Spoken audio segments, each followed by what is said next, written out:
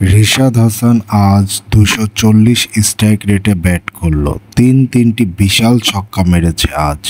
রিশাদ হাসান যদি এত বড় ছক্কা মারতে পারে লোয়ার অর্ডারে ব্যাটসম্যান হয়ে, তাহলে টপ অর্ডারে ব্যাটসম্যান নাজমুল হোসেন শান্ত, সাকিব আল হাসান, লিটন দাস এরা কেন পারে না? এদের হাতে কি জোর নাই তাহলে? রিশাদ হাসান প্রতিটি ম্যাচেই প্রায় ১৫০-র উপরে স্ট্রাইক রেটে ব্যাট করে সবসময়। বল হাতেও দলকে এনে দেয় দুর্দান্ত সাফল্য। বাংলাদেশ কি তাহলে সাকিবের বিকল্প পেয়ে গেল? একজন লোয়ার অর্ডারে অলরাউন্ডার। রিশাদ হাসান বাংলাদেশের ভবিষ্যৎ।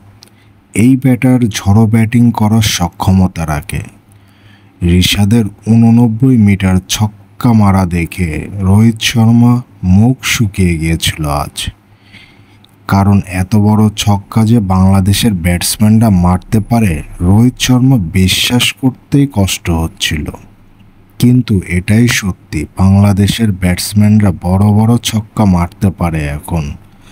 আর যারা ছক্কা মারতে পারে তাদেরকে সুযোগ দেওয়া উচিত। লিটন, শান্ত, সাকিব এরা আসলে ফুরিয়ে গেছে। এদের দিয়ে আর হবে না।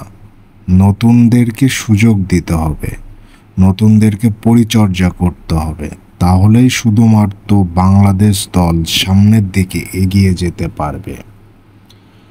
খেলার সকল নিউজ সবার আগে পেতে আর স্পোর্টস অফিসিয়াল চ্যানেলের সাথে থাকুন সবসময় সর্বক্ষণ। ধন্যবাদ।